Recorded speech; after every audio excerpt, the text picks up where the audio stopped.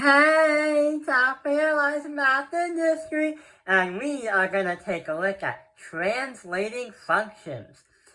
So what we're going to be doing is understand how to translate a function by moving it on a graph and seeing how it looks like.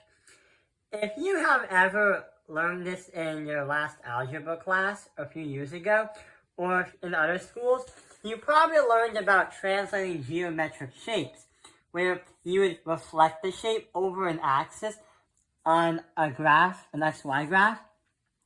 You would dilate the shape, meaning you can make it bigger or smaller. You translate it, meaning you move the shape around the thing.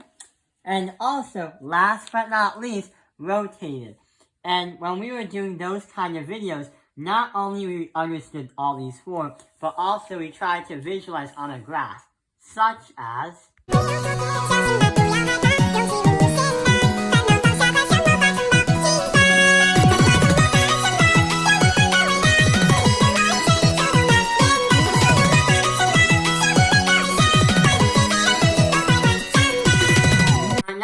only we're going to do shapes, we're going to do translating functions. So what we're going to do is right over here. So the second problem has a graph and a function that looks like this. What's it going to look like after? So we have g of x equals, we have a cube f, and we have an x plus 1. Well, first things first, let's try to focus on the x before we understand the y. And the problem is we have no clue what y is. So x plus 1. In this case scenario, we would have to add everything by 1. Or should I mean subtract everything by 1. Why? Because from the rule book way over here, sort of like the traffic laws of mathematics, if d is a negative number, then the graph is going to, wait, that's d. If c is a negative number, the graph will go left. But why do we see a positive number? Well, take a look at this. A negative and a negative are the parts to make a positive number, which means that even though it looks like a positive, it consists of two negative symbols, which also means why we move to the right, using that one on the last problem. So going back to this problem right here, let's start seeing what happens when we try to subtract everything by negative 1.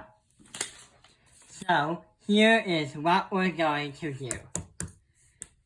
Negative 7 minus 1 is negative 8. 0 minus 1 is going to be negative 1.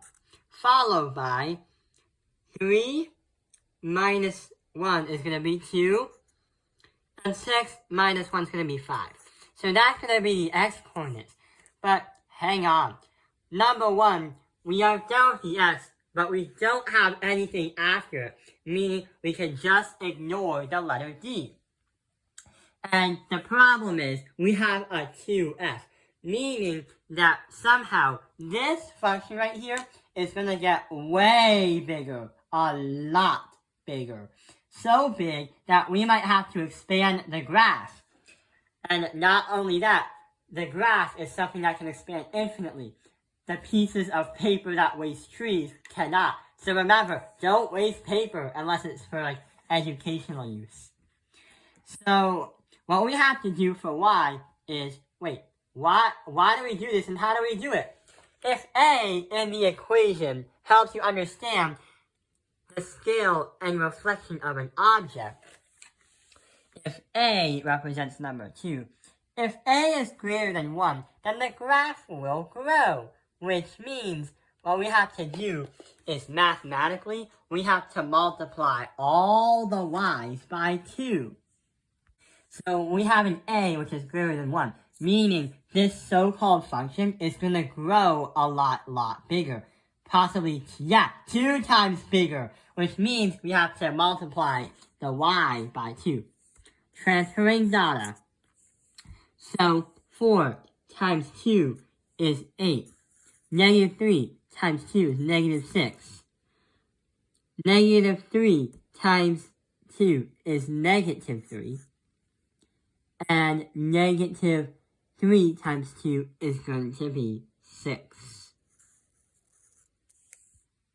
And correction, negative 3 times 2 is going to be negative 6.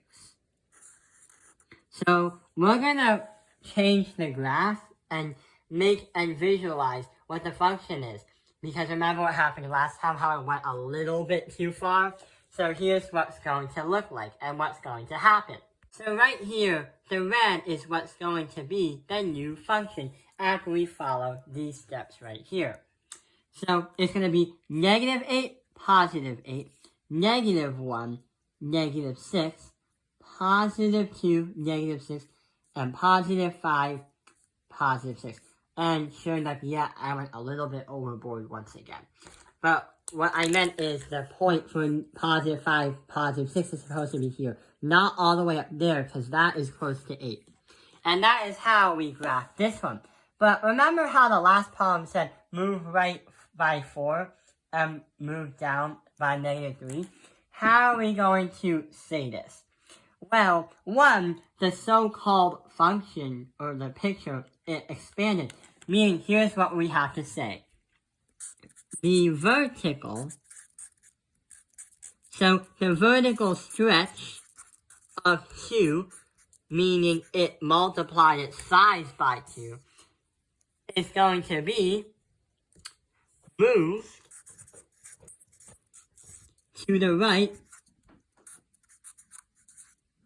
We move to the left. We move to the left by negative 1. So those are the directions right here. The vertical stretch of 2 and is moved by left by negative 1. And that is how we say it in a word form without having to do all this math and all this work and all this representation. So yeah, that is how we do the video. And I hope this video has helped you understand translating functions.